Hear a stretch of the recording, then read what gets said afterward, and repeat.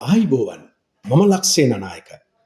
ඔන්න කටක ලක්න හිමිනේ අදත් ඔබගේ කර්මය පීවර 12කට බෙදලා ඔබට විස්තර කරන්න යන්නේ. මේ පීවර 12 ඇතුළේ තමයි ඔබ කරන සෑම ගනුදෙනුවක්ම අන්තර්ගත වෙන්නේ මේ ජීවිතය තුළ. ඒ නිසා ඔබ මේ හොඳින් අහන්න ඕන. සිහිබුද්ධියෙන් අහන්න ඕනේ. ඔබ හිතන්න ඕන මේක අහද්දි කටක ලක්න හිමිනේ මම පින් ඇත්තියක් කියලා. ඒ පින් ඇත්තියක් කියලා ඔබ මේක එහෙම හිතලා මේක අහගෙන යනකොට සමහර තැන්වලදී ඔබට නොගැලපෙන තැන් ඔබට අනේ මට මෙහෙම නෑනේ. මට මේ දේ ලැබෙන්නේ නෑනේ. එහෙනම් ඔබ එතන පින අඩු කෙනෙක් බව ඔබ තේරුම් ගන්න ශක්තිමත් විය යුතුයි. බුද්ධිය මෙහෙවිය යුතුයි. කෙසේ වෙතත් කටකලක් නෙමෙයිනේ. අපි අහලා බලමු. මේ පියවරවල් 12 මොකද්ද? ඔබගේ කර්මය නිර්මාණය කරපු ඔබ වෙනුවෙන් ඔබගේ මේ ජීවිතය තුළ. කටකලක් හිමියනේ හිතන්න ඔබ පෙර පින් ඇති අයෙක් කියලා. එහෙනම් ඔබ අවංකත්වයෙන් පරිපූර්ණයි. සිතුවිලි පරාර්ථකාමී. පුරුෂ වීරිය යුක්ත අයෙක්. මේ කරුණු තුනෙන්ම ඔබ පරිපූර්ණ නම් ඔබ ධනයෙන් ඉඩම් කඩම් වලින් ගෙවල් දොරවල් ඇති සුවකීය ඥාති වර්ගයාට ප්‍රධානියෙක් වෙමින් ගෞරවනීය සැප ජීවිතයක් කරා ඔබ යන කෙනෙක්. මැති ඇමතු තනතුරු දරන්නට සුදුසු කෙනෙක්. ස්ත්‍රීන් අතර බොහෝ ජනප්‍රිය වෙන කෙනෙක්. දෙමව්පියන් නෑයින්ට හොඳින් ඔබ සලකන කෙනෙක්. ඉපදුණු ගමේ, ඉපදුණු රටේ, ඉපදුණු ගෙදර යහපත් ගරුත්වයක් ලබන කෙනෙක් ඔබ. කාටත් නැගී සිටින්න හතහිත දෙන කෙනෙක්. ගෙදරට එන කිසිවෙක් හිස්සතින්නම් ආපසු නොයවන කෙනෙක්. ඔබේ ගමට රටට ඔබ අවශ්‍ය කෙනෙක්. මවුරුන්ගේ රැකවරණය ලබන්නේ.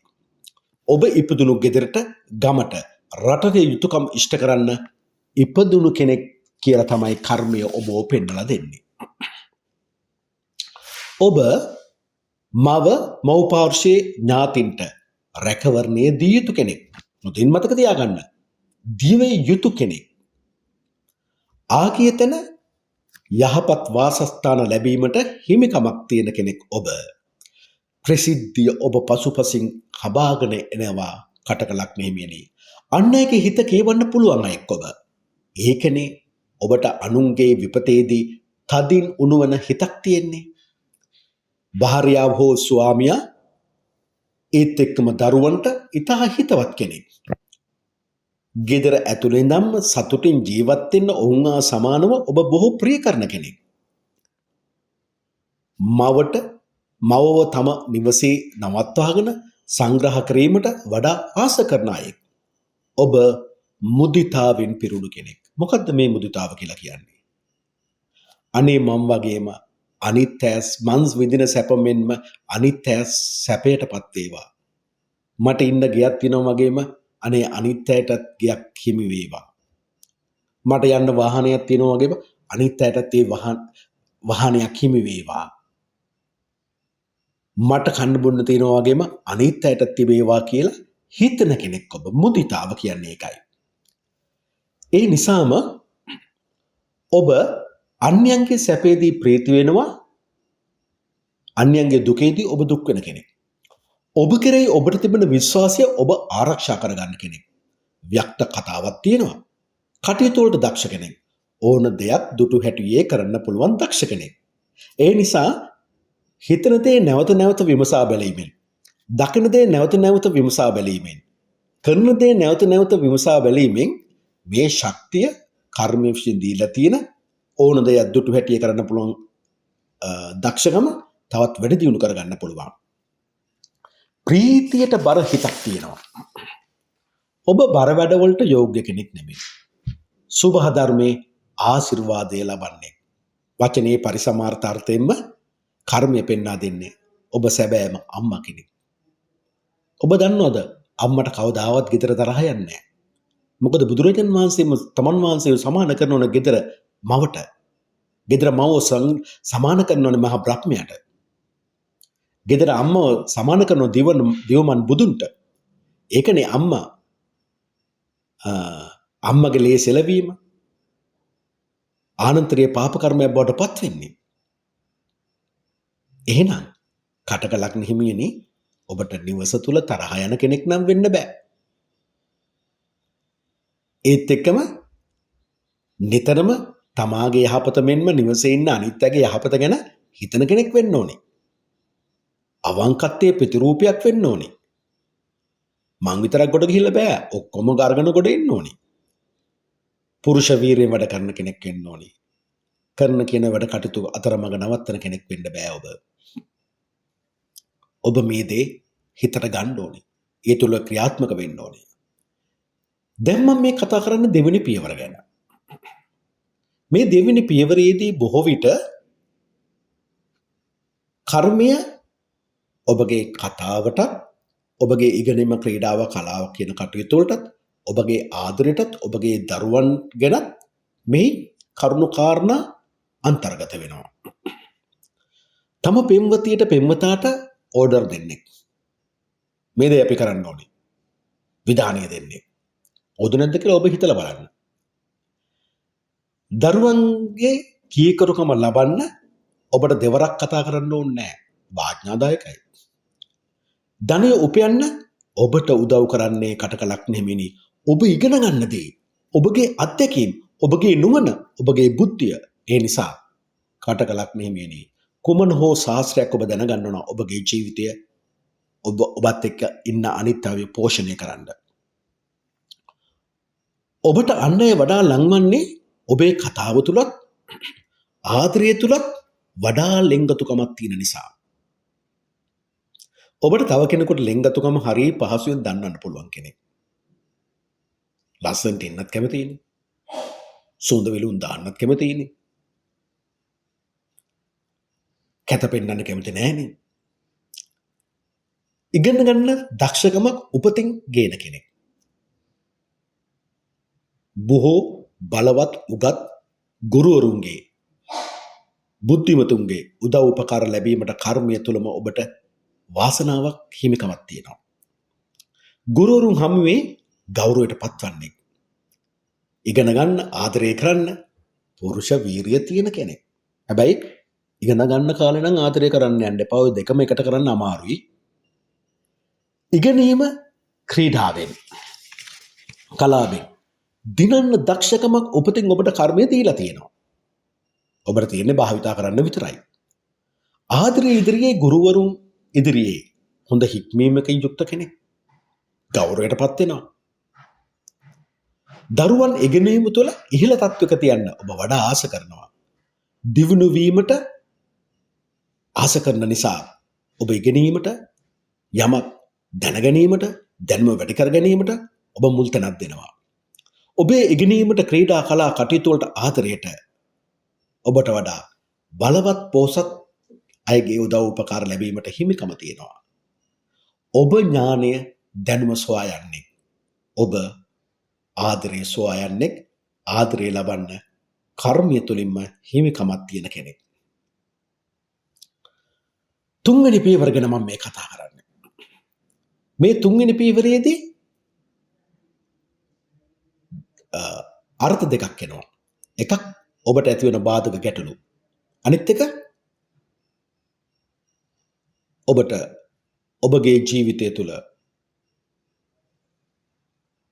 ඒ බාධක ගැටලු වලට ඔබ මුහුණ දෙන්නේ කොහොමද? මේ සියලු දේ මෙතනින් කතා වෙනවා. ඔබේ මතයට විරුද්ධ වෙන විට ඔබට තරහ යන එක එතරම් සුබ නැහැ. ඔබ ඔබේ උත්සාහයන්ට බාධාවක් නැති වෙනවා.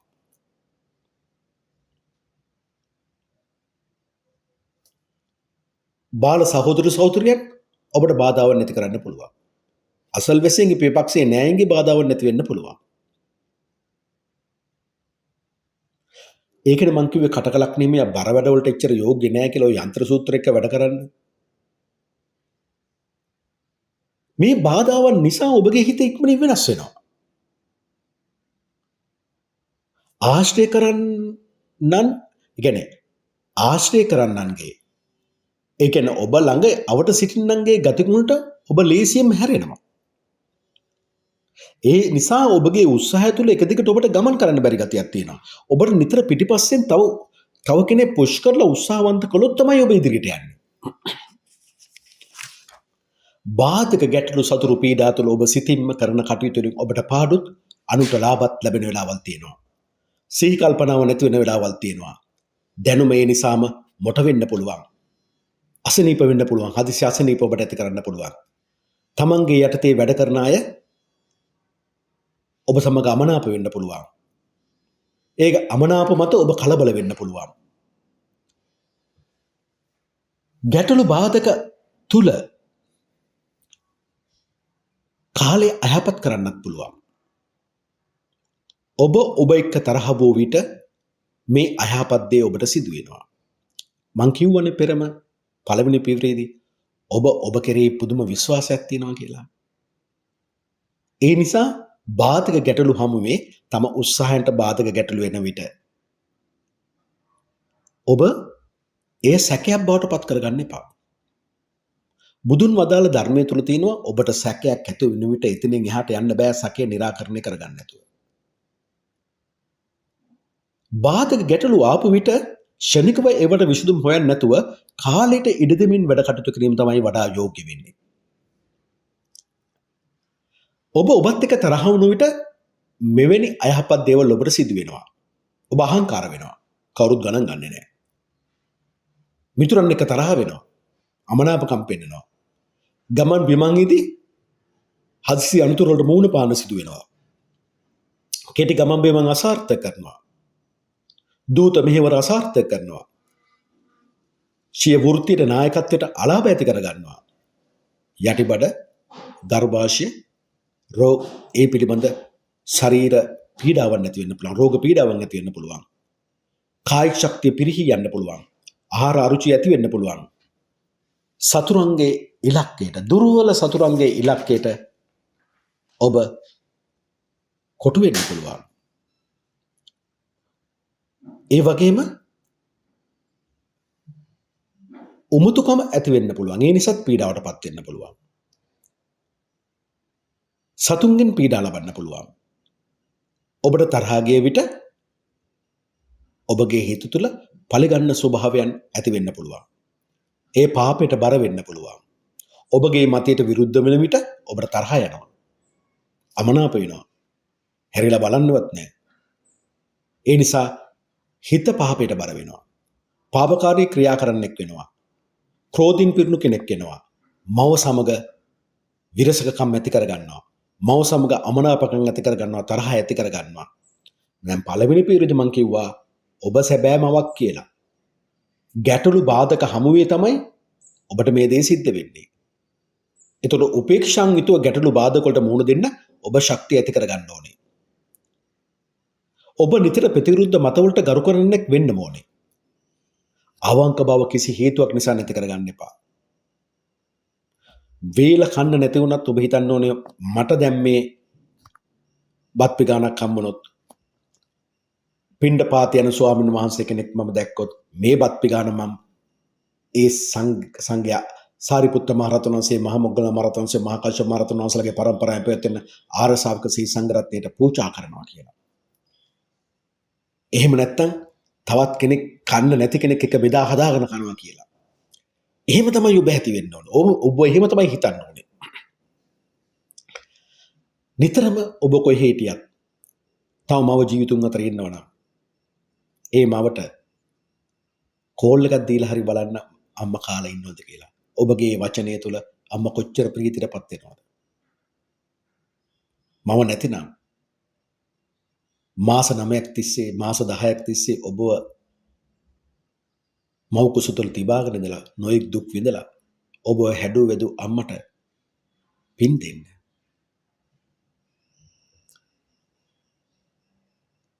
ඒ නිසා ඔබගේ උත්සාහය තුළ ආත්මාර්ථකම් බව ඇති කරගන්න එපා. බාධාවක් ගැටලුවක් ඇති වුණාම ආත්මාර්ථකම් බව ඇති කරගන්න එපා. පටන්ගත් වැඩක් කිසි හේතුවක් නිසා මගදී අතහරින්න එපා. ධර්මයේ පෙන්වා දෙන්නේ ඔබ ධෛර්යමත් වෙන්න ඕනේ. ධෛර්යමත් වෙන්න නම් ඔබ එවැනි අවස්ථාවලදී ත්‍රිවිධ රත්නයේ පිහිට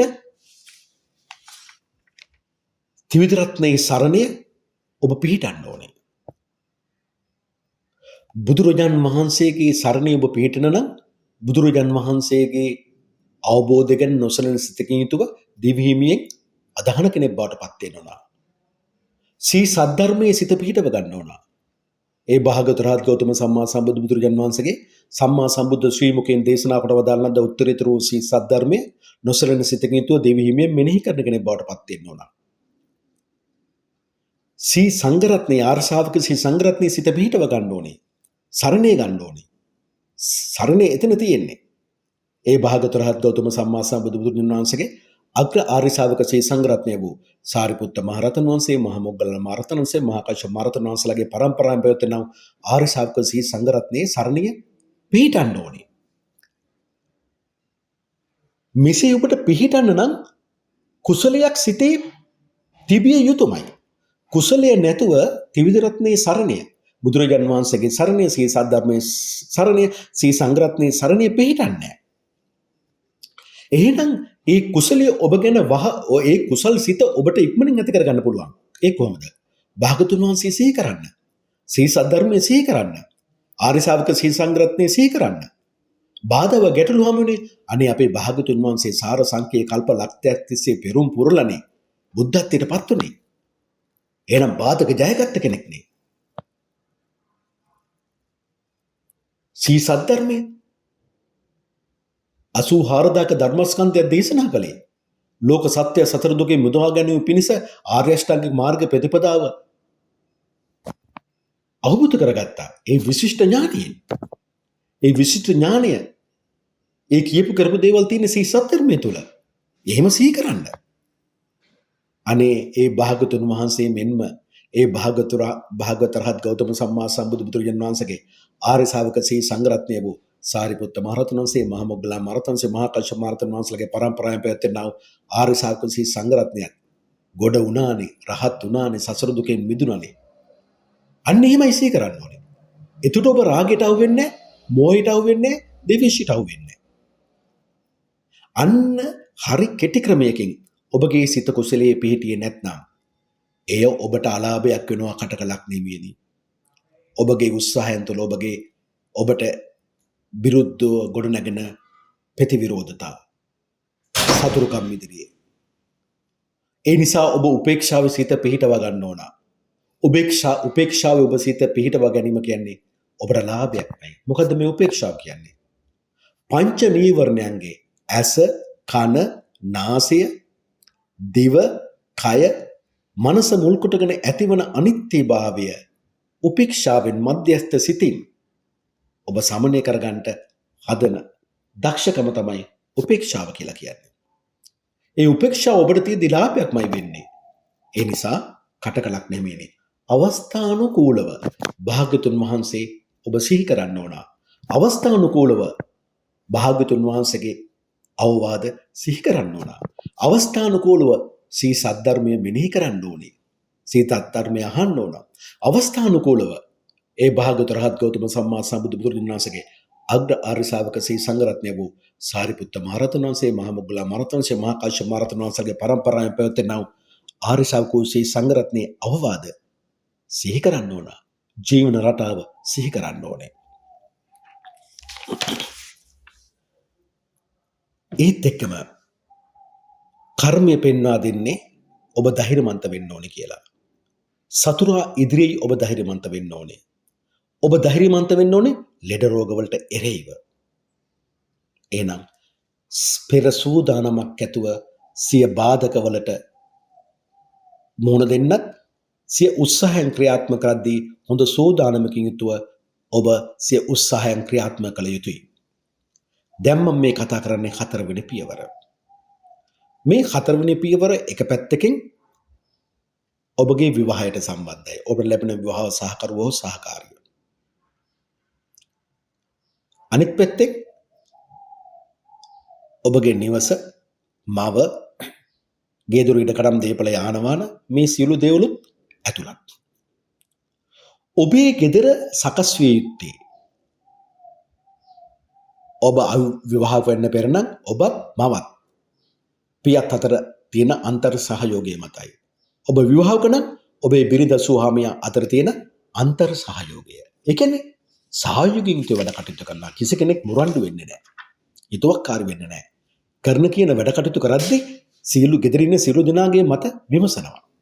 හරියට අර ලෙක්කිමේ රජදරුවෝ බුදුරජාන් වහන්සේ වර්ණනා කරනවනේ. සමගිව සාකච්ඡා මේසෙට එනවා. සමගිව සාකච්ඡා කරනවා. සමගිව විසිරී යනවා. කවදාවත් අමනාප වෙලා තරහ වෙලා විසඳුම් නැතුව යන්නේ නැහැ. ඒ සමගිය ඔබට අනිවාර්යයෙන්ම තියෙන්න ඕනේ. ඔබගේ විවාහ ජීවිතය තුළ. ඔබ දෙදෙනාගේ සහයෝගය මත තමයි ඔබේ හිසට ශක්තිමත් වහලක් ලැබෙන්නේ. ශක්තිමත් වහලක් කියන්නේ හරියට වැස්සට ඔබ කුඩයක් ඉහළගෙන ඉන්නවා වගේ. ඒ කියන්නේ පින කුසලය. කවදා හෝ ඔබ ඔබගේ පියාගේ ධනියට රක්ෂාවට එහෙම නැත්නම් එහා සමාන රක්ෂාවකට හිමිකමක් ඇති කර දීමට කර්මය ඔබට උදව් කරනවා. දුන්න දෙයක් ගැන නැවත කතා කරන්න කැමති නැහැ. අන් අයට සංග්‍රහ කරන්න වීතම් කරනවා. ඥාති සංග්‍රහය. තම ස්වාමියා බිරිඳ කෙරෙහි තමා සමග එකට හවුලේ කටයුතු කරන සියලු දෙනා සමග එක ගතියකින් කටයුතු කිරීමට ඔබට එක වෙලාවකට හරිය අපහසුයි. ඔබ වෙනස් වෙනවා. වෙලාවකට අමනාප වෙනවා, එකලාවට හොඳ වෙනවා. තමාගේ ස්ථාවරය ඇති කර ගැනීම මේ චංචල ගතිගුණ නිසා ටිකක් අමාරු වෙනවා. තම ස්වාමියා එහෙම නැත්නම් බිරිඳ දෙස කවුරුත් ඕන කමින් බලනවා. ඒ කියන්නේ වඩා ජනප්‍රිය කෙනෙක්, ඇහැට වදින කෙනෙක් විවාහයට හම්බෙන්න පුළුවන් කියන කතාව තමයි මේ කටක ලක්ෂ්මීනේ කර්මය පෙන්වලා දෙන්නේ.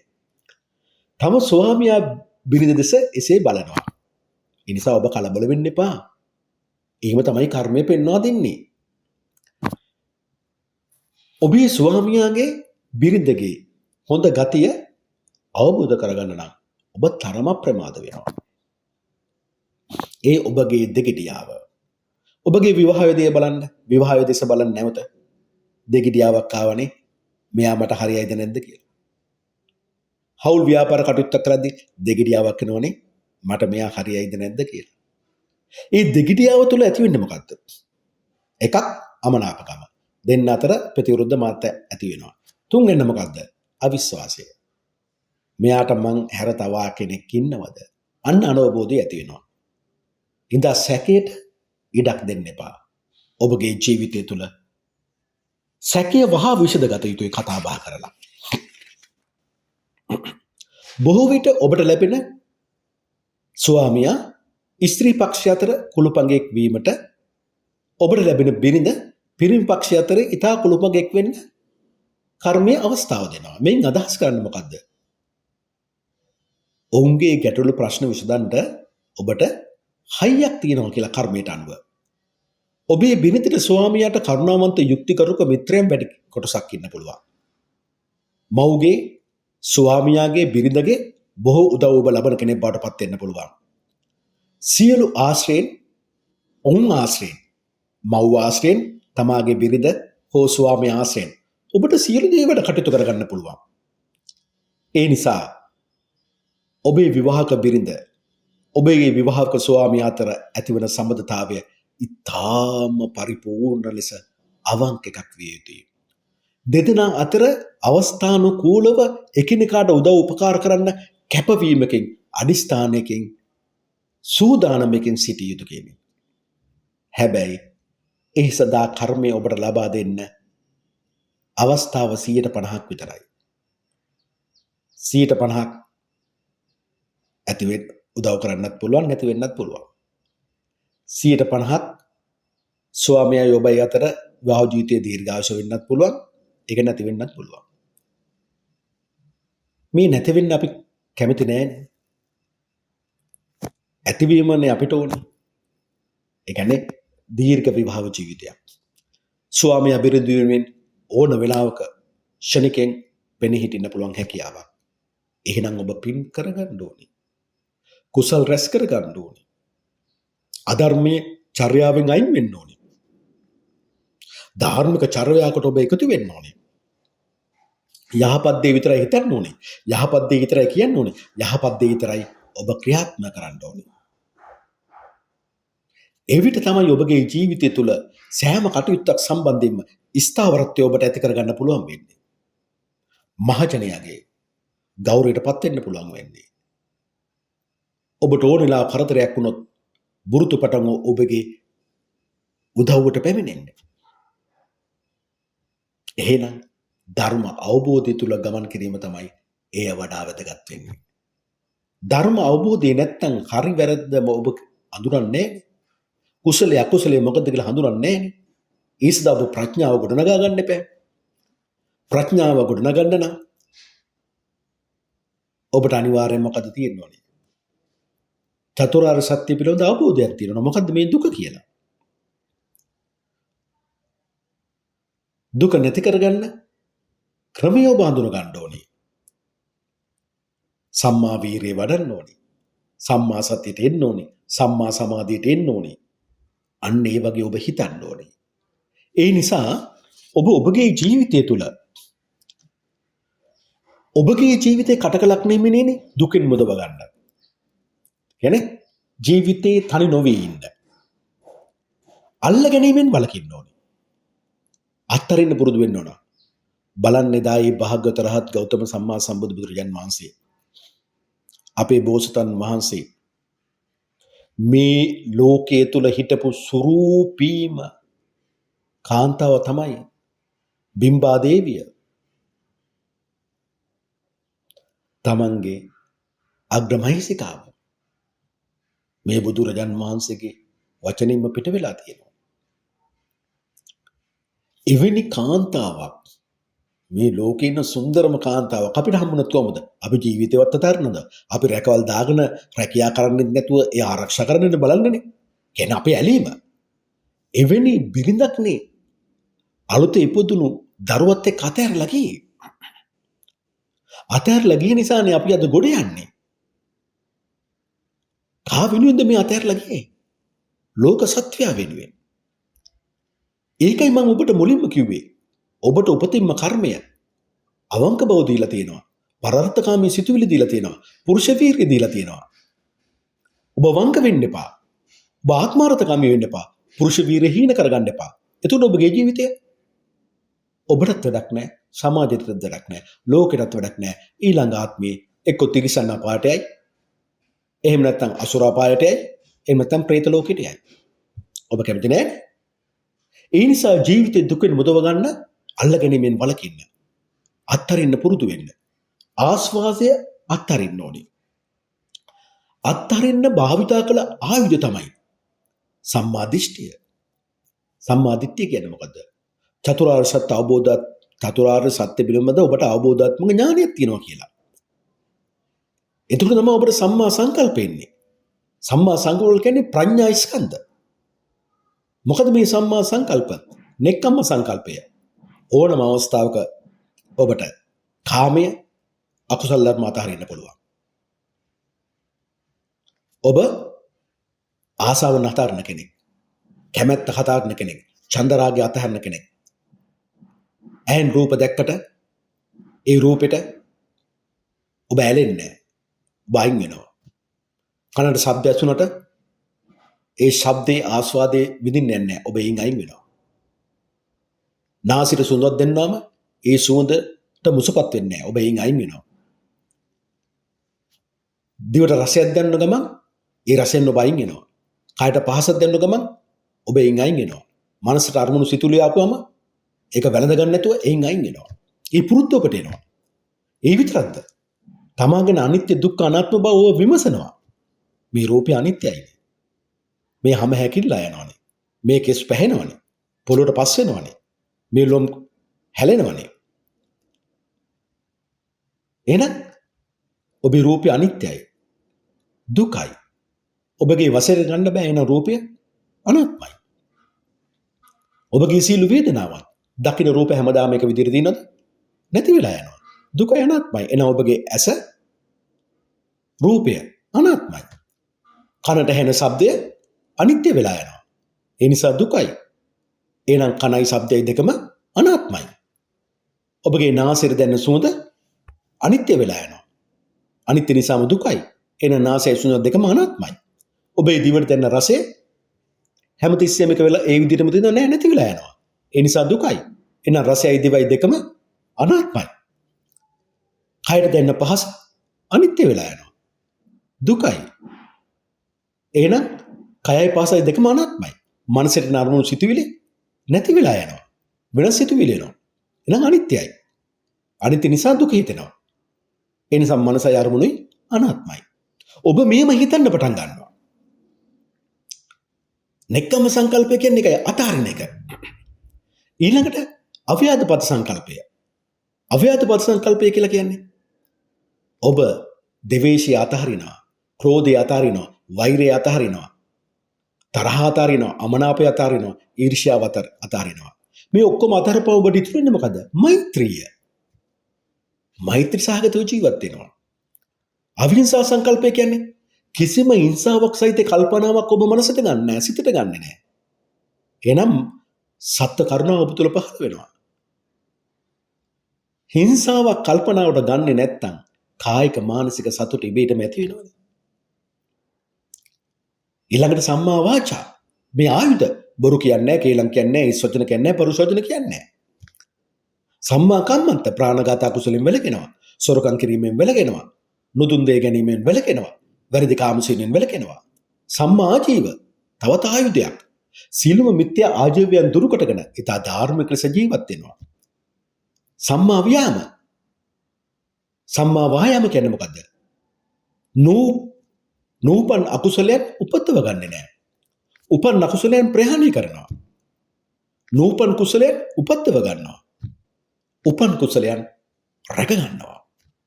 තව වැඩි දියුණු කර ගන්නවා.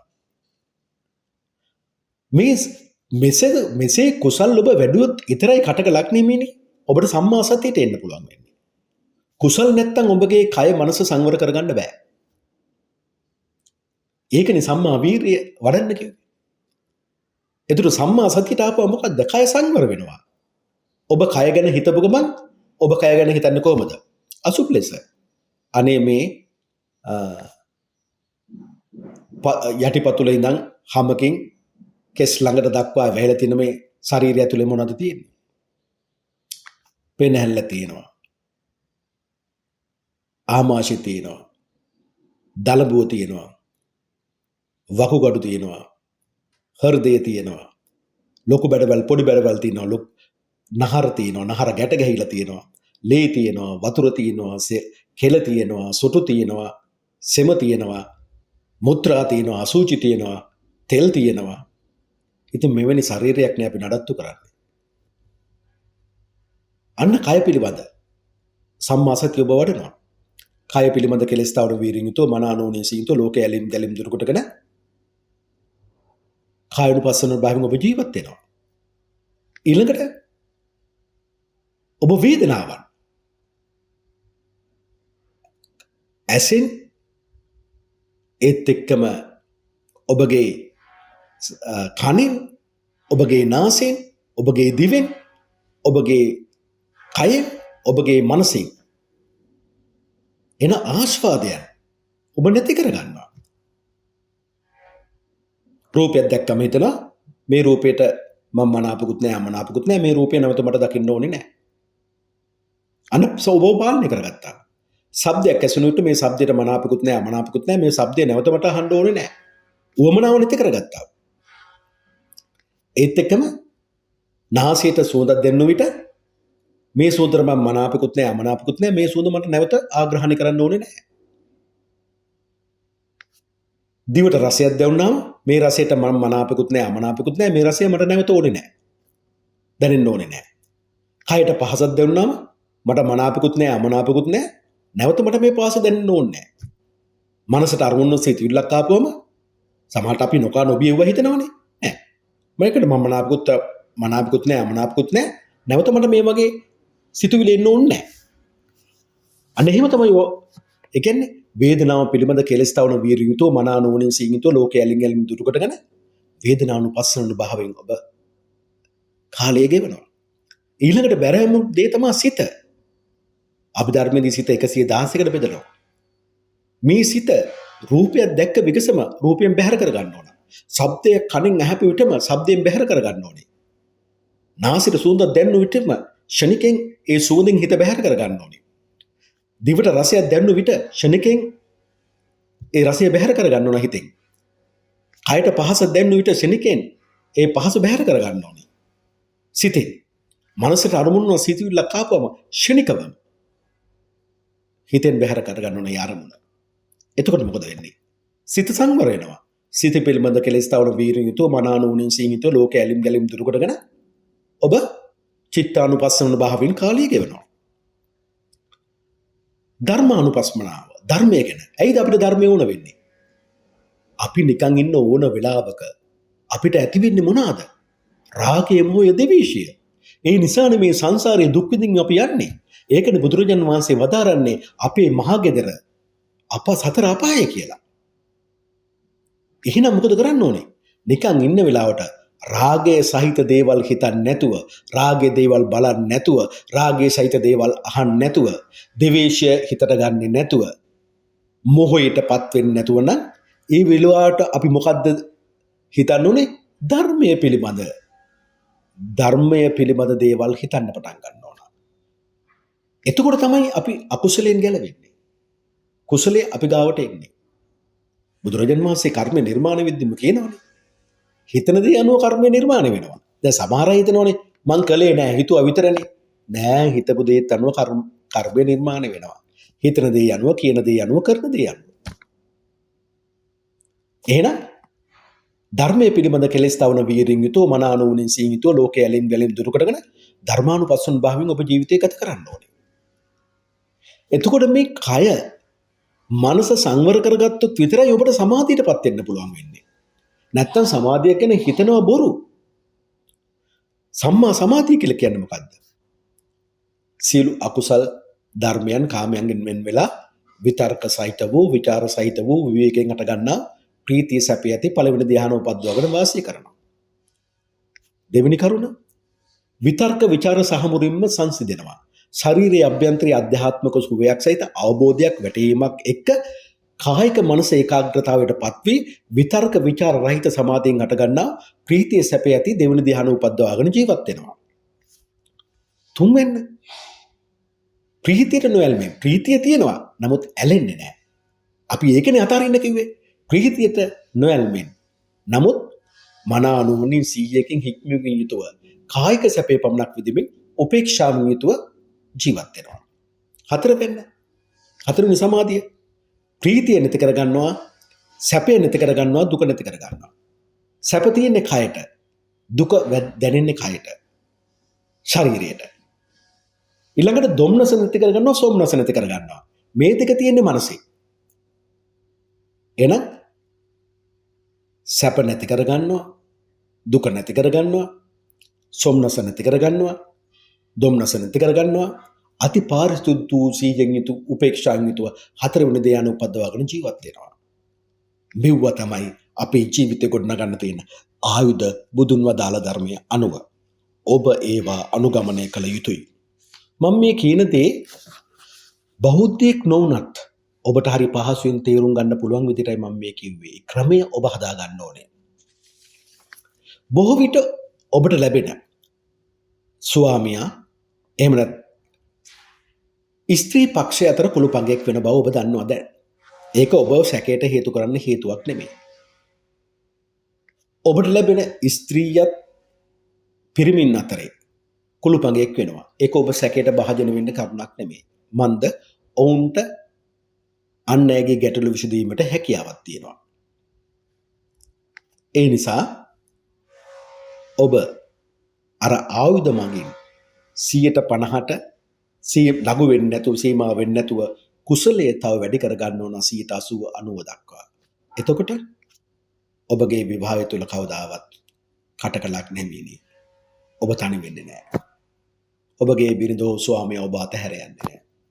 ජීවිතෙන් සමුගන්නේ නැහැ. මේ තමයි බුදුරජාන් වහන්සේ වදාළේ. එහෙමනම් ඔබගේ ජීවිතය තුළ ධර්මානුකූල ප්‍රතිපදාව තුළ ඔබ ගමන් කරන කෙනෙක් වඩපත් වෙන්න ඕනේ. හරියට ඔබගේ නිවස ඔබගේ හදවත පන්සලක් වෙන්න ඕනේ. පන්සලට වඩින්නේ කවුද? දෙවිවරු. සසර දුකෙන් මිදෙන්න පුළුවන් සංඝයා වහන්සේලා. සසර දුකෙන් මිදෙන්න උත්සාහ කරන උපාසක උපාසිකාවන්. දැන් මම මේ කතා කරන්නේ පස්වෙනි පියවර. පස්වෙනි පියවර තුල ඔබට ඔබගේ විවාහ ජීවිතය තුල ඔබයි බිරිඳ අතර තියෙන ලිංගික සමතුලිතතාවය. ඔබගේ බිරිඳගේ ස්වාමියා අතර තියෙන දීර්ඝායු බව හා ලෙඩ රෝග අසනීප. ඒත් එක්කම උරුමෙන් ලැබෙන්න තියෙන දේවල් ලාභ කොටස් ලැබීම භූමියෙන් ඔබට ලැබෙන්න තියෙන දේවල්. ඒත් එක්කම මිත්‍යා දෘෂ්ටික ගතිය වලට ඔබ යනවද, අනෝබෝධයට යනවද, වැරදි උපදෙස් තුල ගමන් කරනවද? හා ඔබගේ බුද්ධිය නුවණ හා ඉගෙනීම ක්‍රීඩාව කලාව ආදරය කියන කටයුතු මෙතනදී කර්මය ඔබට පෙන්වලා දෙනවා. ඔබ මං ඉහිත කියපු පැතිත් බලාගෙන දැන් මේ හොඳට අහගන්න පස්වෙනි පියවර. අනෝබෝධය වැරදි උපදේශ වලට ගොදුරු වීම. ඔබගේ මුරණ්ඩුකම, හිතුවක්කාරකම, වැඩ කල් දැමීම, ඔබ ඉගෙනීම ක්‍රීඩා කටයුතු කලා පිළිබඳ කටයුතු වල විනාශය ආරම්භයක් වෙන්න පුළුවන්. බලාපොරොත්තු වන ප්‍රතිඵල නොලැබී යන්න පුළුවන්. ඔබගේ දරුවන්ගේ දියුණුවට බාධාවක් නැති කරන්න පුළුවන්. ඔවුන් අධ්‍යාපන කටයුතු වලදී වැඩ කටයුතු කල් දමන්න පුළුවන්. මානය සහිත දැනුමින් ජීවත් වෙන්න පුළුවන්. හැමදේම මම දන්නවා දැම්ම පාඩම් කරන්න ඕනේ නැහැ, පස්සේ පාඩම් කරපුවම ඇති කියලා. ඔබ මොන හරි කිව්වොත් කියයි අම්මා බය වෙන්න එපා, මම විභාගෙදී පෙන්නන්නම් කියලා. විභාගෙදී පෙන්නන්න ඉස්සලා කියන්නේ හැම ටර්ම් ටෙස්ට් එකකින්දී මට ලකුණු වරක් පෙන්නන්න කියන්නේ. ඔබ තුල ඇතිවන පරිගන්නා සුළු බව, අධික තරහ, ඒත් එක්කම මත්පැනට ගිජු වීම, කලකෝලාහලට ප්‍රිය වීම, හිත පිරිසිදු නොවීම, මේ දේවල් ඔබ ළඟ තිබෙනවා නම් දිට්ඨ ධම්ම වේදිනීය කර්ම විපාකයක් ලෙස ඔබගේ බිරිඳ ස්වාමියා තදබල ලෙස අසනීප වෙන්න පුළුවන්, අනුතරකට පත් කරන්න පුළුවන්, ඔහු ඇය ඔබට නැතිව යන්න පුළුවන්. ඔබගේ ජීවිතය තුළ සියලු දේ තනියෙන්ම කරගන්න ඔබට සිද්ධ වෙන්න පුළුවන්. ලැබී තිබුණු උරුමයෙන් ලැබී තිබූ සියලු ඉඩකඩම් දේපල නැතිව යන්න පුළුවන්. ඒ නිසා මිත්‍යාලබ්ධික නම් වෙන්න එපා. බෞද්ධයෙක් විදියට ධර්මයෙන් පිටපයින් නම් එපා. අමනුෂ්‍යයන් පිටපස්සේ දුවන්න එපා. తాවකාලික ජයග්‍රහණ පතාගෙන මිත්‍යා දෘෂ්ටින් පසුපස හඹා යන්න එපා. හිත තුල තියෙන අවංකකම අනෝබෝධයට නැති කරන්න නම් දෙන්න එපා. වැරදි උපදේශ තුල නැති කරගන්න නම් එපා. ආත්මාර්ථකාමී කියන වචනයට ඔබගේ ශබ්ද කෝෂය තුල ඉඩක් තියන්න එපා. ආත්මාර්ථකාමී තුල ඔබගේ නුවණ මොට වෙන්න දෙන්න එපා. මේන් මෙදෙන්න ඔබ ගෞතම බුද්ධ ශාසනයට පැමිණිය යුතු කෙනෙක් වෙනවා. තිසරණියේ පිහිටන්න ඕනේ. ඒ දෙක ඔබ ළඟ තියෙන බව ඔබට දැනගන්න පුළුවන් එකම ක්‍රමය ඔබ සම්මා දෘෂ්ටියට පැමිණි බව ඔබට දැනෙන්න ඕනේ. ඒ ඔබට දැනෙන්න නම් ඔබට චතුරාර්ය සත්‍ය පිළිබඳ අවබෝධයක් තියෙන්න ඕනේ. ඉපදීම දුකක්, ජරාවට පත්වීම දුකක්, ලෙඩ රෝග වලට පත්වීම දුකක්, ප්‍රිය පුද්ගලයන් ප්‍රිය වස්තුන්ගෙන් වෙන්වීම දුකක්, අප්‍රිය පුද්ගලයන් අප්‍රිය වස්තුන් හා එක්වීම දුකක්, හඬා වැළපීමට ශෝකයට පත්වීම දුකක්, මරණයට පත්වීම දුකක්, තමන් කැමති දේ ඉටු නොවීම දුකක් ලෙස දුක්ඛාර්ය සත්‍ය පිළිබඳ අවබෝධාත්මක ඥානයක් තියෙන්න ඕනේ. පුනර්භවය ඇති කරන ආස්වාදින් ඇලෙන ඒතන් වහා සතුටින් පිළිගන්නා වූ යම් තණ්හාවක් ඇද්ද? ඒ තණ්හාව භව තණ්හාව, විභව තණ්හාව, කාම තණ්හාව ලෙස දුක්ඛ සමුදය ආර්ය සත්‍ය පිළිබඳව ඔබට අවබෝධාත්මක ඥානයක් තියෙන්න ඕනේ. මේ භව තණ්හාව, විභව තණ්හාව, කාම තණ්හාව ඉතිරියක් නොමිතව නොවැළඹෙන් නිරුද්ධ කිරීමට, නැති කිරීමට, දුරු කිරීමට, අත්හැරීමට ඔබට සියලු ආලයන් රහිත කරවීමට තියෙන ප්‍රතිපදාව දුක්ඛ නිරෝධ ආර්ය සත්‍ය පිළිබඳ අවබෝධාත්මක ඥානයක් ඔබට තියෙන්න ඕනේ. දුක නැති කිරීම පිළිබඳ පවතින එකම ප්‍රතිපදාව වන දුක්ඛ නිරෝධ ගාමිනී ප්‍රතිපදා ආර්ය සත්‍ය පිළිබඳ ඔබට අවබෝධාත්මක ඥානයක් තියෙන්න ඕනේ. ඒ තුල තමයි ඔබ සම්මා දෘෂ්ටියටපත් වෙන්නේ. ඒ තුල තමයි මම පෙර විස්තර කරපු විදිහට ඔබට නෙක්ඛම්ම සංකල්පය, අව්‍යාධිපත් සංකල්පය, අවිහිංසා සංකල්පය ඔබට ඇති වෙන්නේ.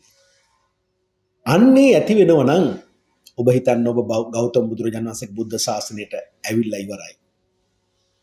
ඒක ඔබට දැනෙන්නේ නැත්නම් දුක ඇති වෙන්නේ මෙහෙමයි. දුක ඇති වෙන්න හේතුව මෙහෙමයි. දුක නැති කරගන්න ක්‍රමය මේකයි. දුක නැති කරගන්න තියෙන ප්‍රතිපදාව මේකයි කියලා ඔබට දන්නේ නැත්නම් ඔබ තවමත් ගෞතම බුද්ධ ශාසනයට ඇවිල්ලා නැහැ. ගෞතම බුද්ධ ශාසනයට ඔබ පැමිණියේ නැත්නම් ඔබට තිසරණියේ පිහිටන්න බෑ. තිසරණියේ පිහිට ලැබෙන්නේ නැහැ. ඔබගේ සිත කය කුසලයේ පිහිටන්නේ. මෙන්න මේ තුල ඔබට ආවොත් ඔබගේ ජීවිතය තුල ඔබ ජීවිතයට කවදාවත් තනි වෙන්නේ නැහැ. පිරිවර සමග ජීවිතය අවසානයේ දක්වා ගමන් කරනවා. 6 වෙනි පියවර ගැන මම මේ කතා කරන්නේ. මේ 6 වෙනි පියවර තුල ඔබට ධර්ම අවබෝධය ඇති වෙනවා. ධර්මය ගැන මම මේ කතා කරන්නේ. ධර්ම අවබෝධය ගැන. ඒත් එක්කම ඔබට ස්වභාවයෙන් ඇති වෙන බාධක ගැටලු තරහ යන දේවල් ඒ ගැනත් කතා වෙනවා. ඔබගේ සේවක සේවිකාවන් නැන්දම මාමණ්ඩි සතවසීපාගේ ආශිර්වාදය ලබන්නේ කොහොමද? කර්මය ගැනත් ඔබට පෙන්වලා දෙනවා. ඔබේ ධර්ම අවබෝධය නැති කරන්න පුළුවන් පාරවල් ඔබට ඕන තරම් ඔබගේ ජීවිතය තුළ හමු වෙන්න පුළුවන්. ඔබ කිසි දිනක ධර්මයේ සමග අමනාප වෙන්න නම් එපා. අමනාප වුණු ගමන්ම ලක් එක ඔබෙන් බැහැර වෙනවා. අවාසනාවන්තකම ඔබ ගොදුරු කර ගන්නවා, වෙලා ගන්නවා. වැරදිලාවත් අසිහියෙන්වත් වැඩිහිටියන්, දෙමව්පියන්, පූජ්‍ය පක්ෂය විවේචනය කරන්න නම් යන්න එපා. සම්මා දිට්ඨියටපත් වුණු දෙවිවරු, ධර්මය, බුදුරජාණන් වහන්සේ, සම්මා සම්බුදුවරුන්, මහරහතන් වහන්සේලා, අනාගාමි ඵලය ගැන, සකදාගාමි ඵලය ගැන, සෝතාපට්ට ඵලය ගැන විවේචනය කරන්න නම් යන්න එපා. මිනිහෙක් දැක්ක ඵලියට ඔබ විවේචනය කරන්න යන්න එපා. මන්ද ඔව් සම්මාදිට්ඨියටපත් වෙන කෙනෙක් නම්, ඔව් සෝතාපට්ට ඵලයට පැමිණි කෙනෙක් නම් ඔබ කොච්චර අකුසලයක්ද පවක්ද කරගන්නේ? හිත, කය ධර්මයේ කර යොමු කරන්න ඕනේ. පින් අතේ කටයුතු වලට ඉක්මන් වෙන්න ඕනේ. පිනක් කරන්නේද කෙනෙක් ඔබ වළක්වන්න පුළුවන්. එතකොටම ඔබ බුදුරජාණන් වහන්සේ සිහියට ගන්න ඕනේ. සී සද්ධර්මයේ සිහියට ගන්න ඕනේ. සී සංඝරත්නයේ සිහියට ගන්න ඕනේ. ධර්මය හමුවේ හොඳ හිත ඇති, ගුණවත්, ගෞරවාන්විත කෙනෙක් ඔබ වෙන්න ඕනේ. ආත්ම භක්තිය නිරන්තරයෙන් ඔබ ගාව තියෙන්න ඕනේ. ආගම් දෙක තුනක පිහිට පතන්න යන්න නම් එපා. එතන ඔබගේ අවාසනාවයි පිහිටලා තියෙන්නේ. ධර්මයේ පිහිට පිළිසරණ ඔබට නැතුව ගියොත් විවාහ ජීවිතය අවුල් වෙනවා. වියදම් වැඩි වෙනවා. කරන කියන ව්‍යාපාර කටයුතු වලින් පාඩු සිදු වෙනවා. සමාජීය අගෞරවයකටපත් වෙනවා. අනුතුරුදායක වැඩවලට ගිහින් අලාභ ඇති කර ගන්නවා. නම්බුව ගන්න ගොස් බොහෝ දේවල් නැති කරගන්නේ බවටපත් වෙනවා. මත්පැන් සූදුවට ගොදුරු වෙනවා. දරුවන්ගේ දියුණුව අඩු කරනවා. පින් කරන්නේද ඔබ ප්‍රසිද්ධිය බලාපොරොත්තු වෙන්නේ. ඒ නිසා ඔබ ගැන බොහෝ සැලකිලිමත් වෙන්න ඕනේ. දැන් මම මේ කතා කරන්නේ ඔබගේ 7 වෙනි පියවර ගැන. මේ 7 වෙනි පියවරේදී ඔබගේ වෘත්තීය රාජකාරිය වගකීම, නැවතත් විවාහය, ඔබගේ හවුල්කරු ඒ සම්බන්ධවත් යම් කතිකාවන් මෙතන ඇති වෙනවා කර්මයට අනුව. ඔබගේ වෘත්තීය, ඔබගේ රාජකාරිය වගකීම නායකත්වය තුල ඔබ හොඳ හිතින් හෝ නරක අතින් ප්‍රසිද්ධියට පත් වෙන කෙනෙක්. චණ්ඩිකමෙන් වුණත් පුළුවන්, සමාදානෙන් වුණත් පුළුවන්. හොඳ හිතින් ප්‍රසිද්ධියට පත් වෙන්න ඔබට ඉඩ කඩ තියෙනවා. ඒ කොහොමද හොඳ ප්‍රසිද්ධියක් ඔබ ලබන්නේ? එක්ක ව්‍යාපාර ප්‍රධානියෙක් විදියට, එහෙම නැත්නම් ප්‍රසිද්ධ ඉඩකඩම් දීපල ඇති පොහොසත් කෙනෙක් විදියට.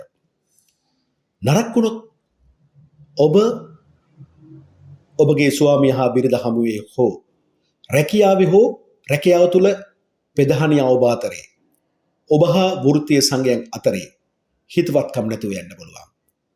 සෑම තැනකම බාධාවක් නැති වෙන්න පුළුවන්.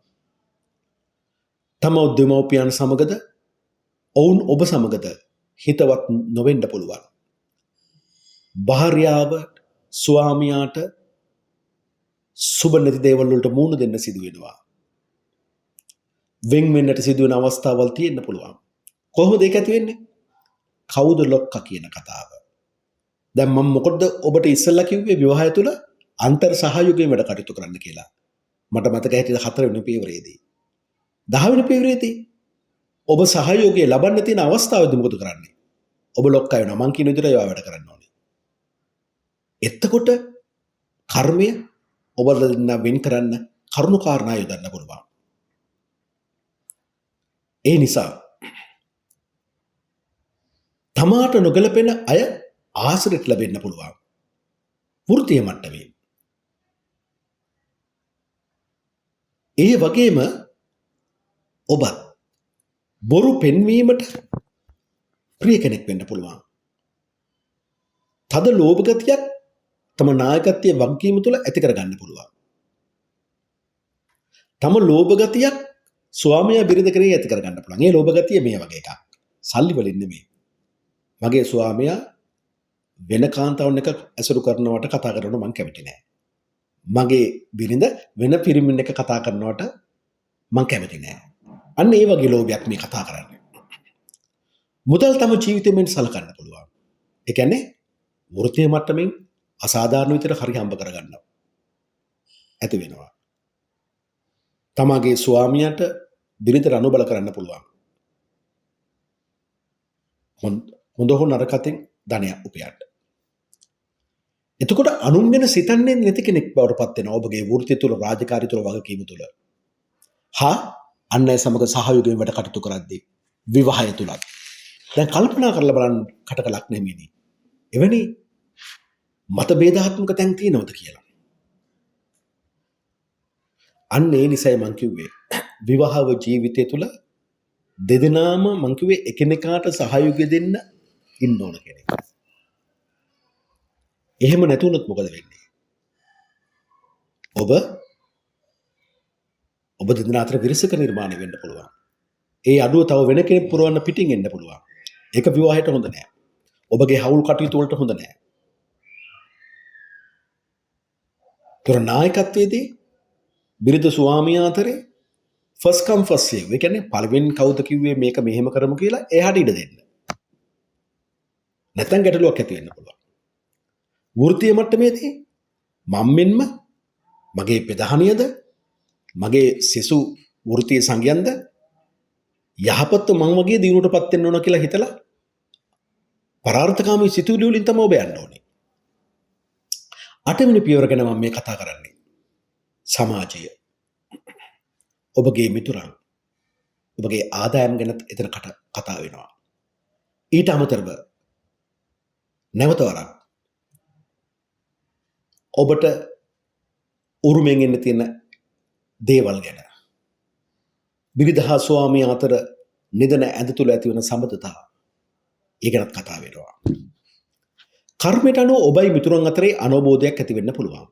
ඔබට වැරදි උපදෙස් දෙන මිතුරන් කර්මය බිහි කරනවා.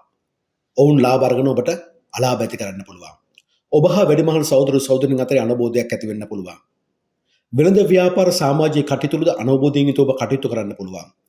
වැරදි ලෙස උපදෙස් තුළ ඔබ රැවටීමට බලාපොරොත්තු වන මට්ටමින් ප්‍රතිඵල නොලැබී යන්නට ඔබට අවස්ථාවක් තියෙනවා. ඔබ හොඳ සිහියෙන් වැඩ කරන්නෙක් නොවිය හැකියි. ඒ නිසාම තම ජීවිතය තුළ ඔබ බලාපොරොත්තු වන සැහැල්ලුව විවේකය ඔබට අඩු වෙන්න පුළුවන්, නොලැබී යන්න පුළුවන්. මෙම තත්ත්වය කෙටියෙන් කිව්වොත් සමාජයේ සමග කරන කටයුතු අදාළ අංශවලට පෙනෙන්නේ නැතුව යන්න පුළුවන්. ඔබ සමාජයට සේවයක් කරනවා, නමුත් ඔබගේ අවසානයේ සමාජය ඔබ වගේ කරන්නේ නැහැ. ඇත්තට මෙයා එහෙම දෙයක් කළාද? අන්න ඒ කියන අනවබෝධය ඇති වෙන්න පුළුවන්. ලැබිය යුතු ලාභයන් නොලැබී යන්න පුළුවන්. අන් අයගේ රැවටීම් වලට හසු වෙන්න පුළුවන්. විවාහ ජීවිතය තුළ තම ස්වාමියා බිරිඳ අතර මිත්‍රකම් අනුභෝධය නිසා හෙල්ලීමට, චංචල වීමට, සඵල නොවීමට හේතු කාරණායි දෙන්න පුළුවන්. දෙදෙනා අතර අනුභෝධය ඇති වෙන්න පුළුවන්. ඒ තුළ ඔබට එක වෙලාවකට හිතෙන්න පුළුවන් විවාහ ජීවිතය තුළ ඔබ දෙදෙනා අතර මිත්‍රත්වය නැතිවීම, මිත්‍රත්වය පළුදු වීම. එයා හොඳට කඩෙන් කාලා එනවා. අනේ මාව මතක් වෙලා නැහැ. දැන් මේ වගේ අනුභෝධයෙන් මම මේ කතා කරන්නේ. මිත්‍රත්වය කියන්නේ. මිත්‍රත්වය කියන්නේ ඔබට තේකක් බොද්දි ඔබගේ බිරිඳ ස්වාමියා සිහි වෙනවා. අනේ යා බීලාද නැද්ද දන්නේ නැහැ. මට ගෙනියන්න පුළුවන් මම එයාටත් එකක් කරයි යනවා. දෙවෙනි මිත්‍රත්වයක් ගැන මම මේ කතා කරන්නේ. එහෙම නොවුනොත් මොකද වෙන්නේ? ඔබ විවාහ ජීවිතයට උපන් කෙනෙක්, ශක්තිමත් කෙනෙක් නොවන බව ඔබට මා ඔබ දෙන්න පුළුවන්. ඒ තුළ ඉස්නාඩු දුරතාවලට, නහර දුර්වලතාවයට, එවැනි පීඩාවලට ඔබ ගොදුරු වෙන්න පුළුවන්. ඒ නිසා ඔබ දෙදෙනා අතර ඇතිවන සම්බන්ධතා ගැන තුන්වෙනි පාර්ශ්වයකින් උපදෙස් පතන්න යන්න එපා. මන්ද ඔවුන් වැරදි උපදෙස් දීම තුළ ඔබ දෙදෙනා අතර විරසක භාවයන්, අනවබෝධයන් තවත් වැඩි දියුණු කරන්න පුළුවන්. ඔබ ධර්මානුකූලව ධර්ම අවබෝධය තුළ තම සැමියා බිරිඳ දිහා බලන්න ඕනේ. සමාජයේ වැඩ කටයුතු දිහා බලන්න ඕනේ. ඔබ අන් අයගෙන් ප්‍රතිලාභ බලාපොරොත්තු නොවි ඔබකින් විය යුතු යුතුයකම සමාජයට කරන්න ඕන, මිතුරන්ට කරන්න ඕනේ, ස්වාමියාට බිරිඳට කරන්න ඕනේ. ඒතුළ අනවබෝධය ඇති වෙන්නේ නැහැ. ඔබ ගනුදෙනුවක් බලාපොරොත්තු වෙන්නේ නැහනේ. අනේ මං එයාට මෙහෙම කරනවා, එයා මට මෙහෙම කරන්නේ නැහනේ. ඒ තුළනේ අනවබෝධය ඇති වෙන්නේ. ඒතකොට මේ අනවබෝධය නැති කරගන්න පුළුවන් වෙන්නේ මොකද්ද? ඔබ ඒක පාර්ශ්ව යුතුයි. මම මගේ යුතුයකම ස්වාමියාට බිරිඳට කරනවා. ඊට පස්සේ මම මගේ යුතුයකම සමාජයට කරනවා. හැබැයි ප්‍රශංසාව බලාපොරොත්තු වෙන්නේ නෙමෙයි. අසරණ අයට කරනවා. ප්‍රශංසාව බලාපොරොත්තු වෙන්නේ නෙමෙයි. වැඩිමහල් සහෝදර සහෝදරයන්ට උපකාර කරනවා. හැබැයි රිටර්න් එකක් බලාපොරොත්තු වෙන්නේ නෙමෙයි. නැවත ප්‍රතිලාභයක් බලාපොරොත්තු වෙන්නේ නෙමෙයි. අන්න එවැනි විදිහට ඔබ වැඩ කටයුතු කරොත් මේ අනවබෝධය ඔබට නැති කරගන්න පුළුවන්. ඒතකොට ඔබට අවශ්‍ය වෙන්නේ නැහැ අන්‍යගේ උපදෙස් පතන්න. ධර්මයේ තුල මිත්‍රත්වය මොකක්ද කියලා ධර්ම අවබෝධය තුල ඔබට ඇති කරගන්න පුළුවන්. බුදුරජාන් වහන්සේ වදාारण වරක්. මිත්‍රත්වයේ නොමැති නම්, කලන මිත්‍රත්වයේ මේ ලෝකෙ තුල නොමැති නම් මේ ලෝකයක් නැහැ. මේ මිත්‍රත්වයේ තුල තමයි හැමදේම ඇති වෙන්නේ. ගහකොළ හැදෙන්නේ, ගහකොළ වල ගෙඩි හැදෙන්නේ මේ මිනිස්යන්ට සතුන්ට කන්න බොන්න. උපයෝගයක් කරන්නේ වැස්ස ඇදෙන්නේ මේ සත්වයාව, මේ සාක වර්ධනය වෙන්න. ගංගා හැදිලා තියෙන්නේ, සුභා ධර්මය ඇදිලා තියෙන්නේ මිනිස්සුන්ට ජීවත් වෙන්නේ පරිසරයේ ගොඩනගන්න. ඒකනේ බුදුරජාන් වහන්සේ කිසි විටක අනුමත කරන්නේ නැත්තේ සුභා ධර්මයේ ගහකොළ කැපීම. දැන් මේ අවබෝධය ඔබට තියෙන්න ඕනේ. අපි එකිනෙකා ජීවත් වෙන්නේ එකිනෙකාට උදව් උපකාර කරගන්න.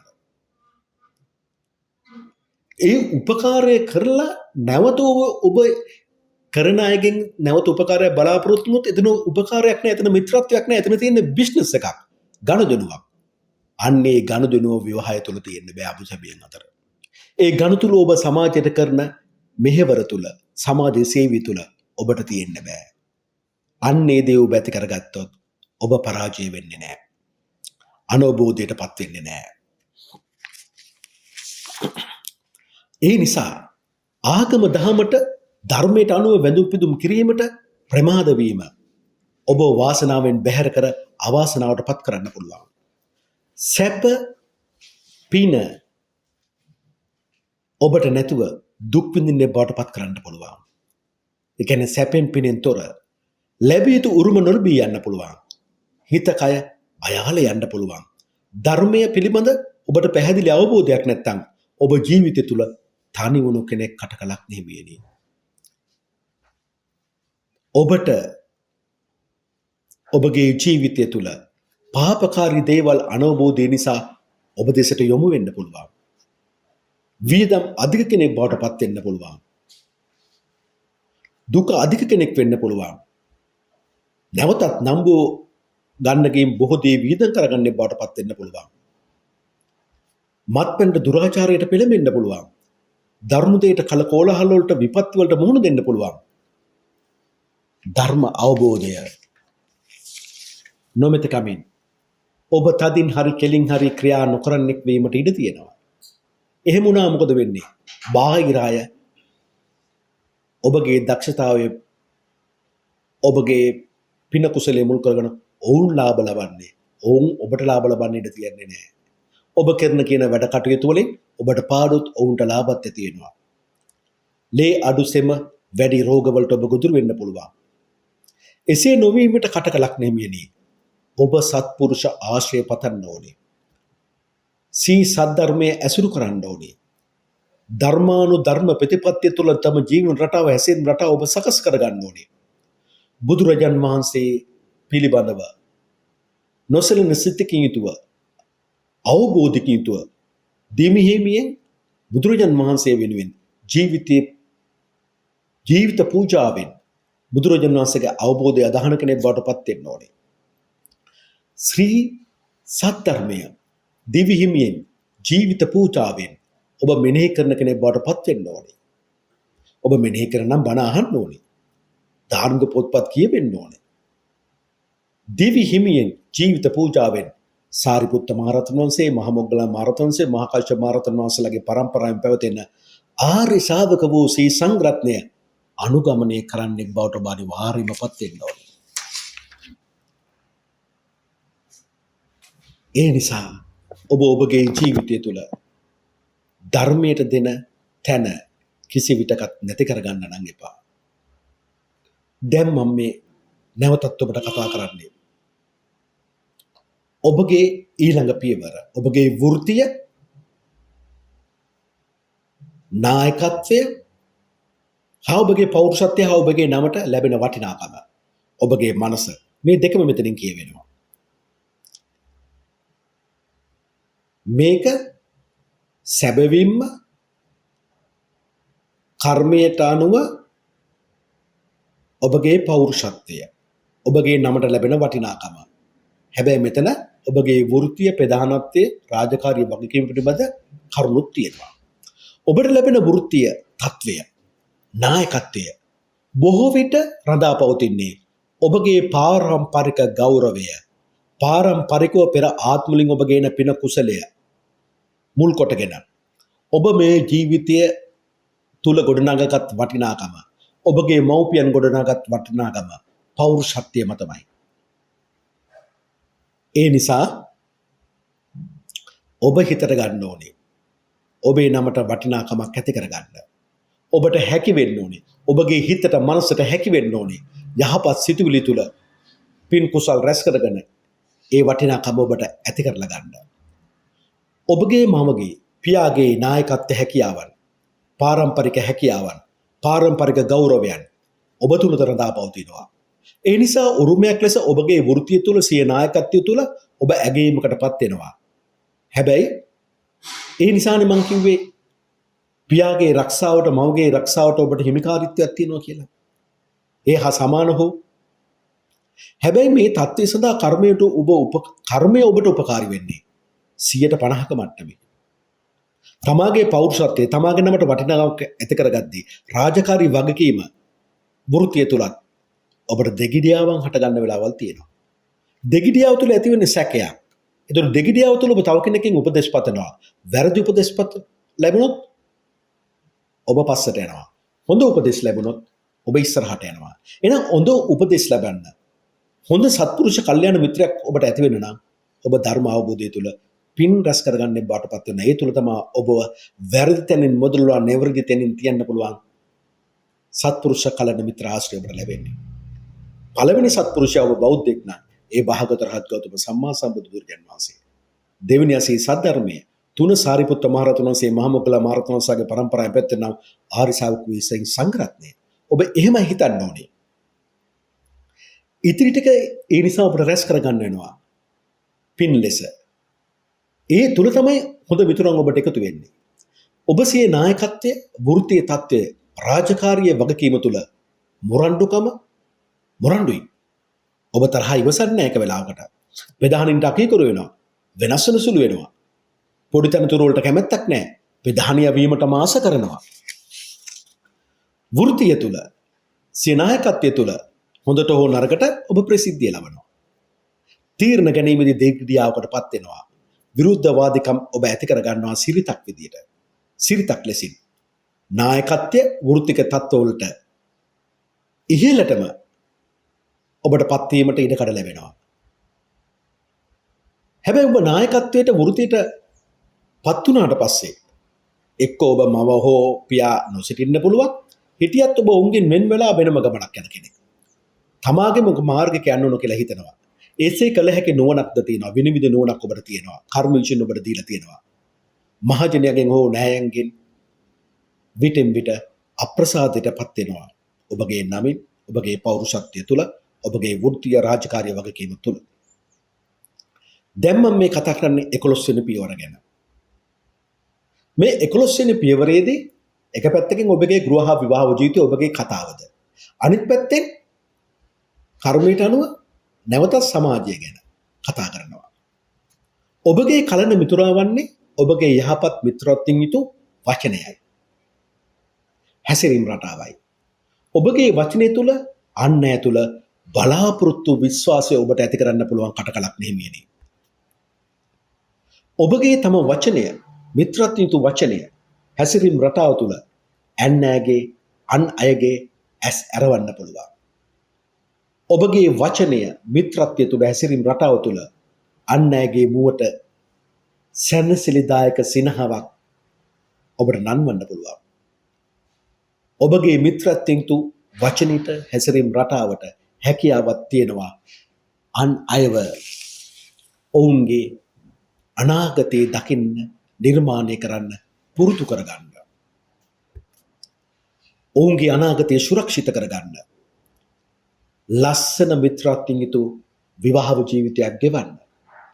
සුන්දර විවාහ ජීවිතකින් යුත් සහයෝග යුතු විවාහ ජීවිතයක් ගෙවන්න. ඔබට තියෙන්නේ සුන්දරත්වයෙන් යුතු ඉහළ බලාපොරොත්තුවක් විවාහ ජීවිතය තුළ. විවාහ ජීවිතය තුළද ඔබ උසස් ආඩම්බර ගුණයෙන් යුක්ත කෙනෙක්. මිත්‍රත්වයෙන් යුතු ප්‍රිය මූණක් ඔබට තියෙනවා. ඔබගේ කතාව තුළ, සමාජ හැසිරීම් රටාව තුළ ඒක අනිවාර්යෙන් අනිත් අය දකිනවා. මිතුරු හමුවීම තුළ ඒ ප්‍රිය මූණ ඇති වෙනවා. කතාවේ මිත්‍රත්වයේ සාරගතිය වැඩි කරනවා. සමාජයෙන් මහජනයාගෙන් හා සිය කතාව තුළ බොහෝ ගෞරවයටපත් වෙන්න පුළුවන්. තරම් පින් ඔබට තියෙනවා. එක වෙලාවට ඔබගේ වචනය දෙගිඩියාවකින් තොරව අන් අය පිළිගන්නවා. මෙලොවද ඔබ පින් කරන කෙනෙක්. මිත්‍රත්වයේ හමුවේ උදාර ගතිගුණ තියෙන කෙනෙක්. පියාගේ රක්ෂාවට හෝ එවැනි වගකීමක් දැරීමට කර්මය ඔබට උපකාරී වෙනවා කටකලක් නෙහිමියදී. දැන් මම මේ කතා කරන්නේ 12 වෙනි පියවර ගැන. ඔබගේ ජීවිතයේ අවසාන පියවර ගැන. නැවතත් මේ අවසාන පියවර තුල දුක, කනස්සල්ල, තනිකම, ඔබ ඊළඟ ලෝකෙට යන්න කරන පින් කුසල් රැස්, ඒත් එක්කම අස්ථාන චෝදනා, නීතිමය චෝදනා, ඒත් එක්කම ඔබගේ උත්සාහය, බාල සහෝදර සහෝදරියන්, පියපක්ෂයේ නෑයින්, අසල්වැසියන් ගැනත් කතා කරනවා. ඔබගේ කාර්මික දැනුම ගැනත් කතා කරනවා. තමාගේ බලාපොරොත්තු ඉටු කර ගැනීමට අවසන් අවස්ථාවේ ඔබට ප්‍රබල උත්සාහයක් දරන්න සිද්ධ වෙනවා.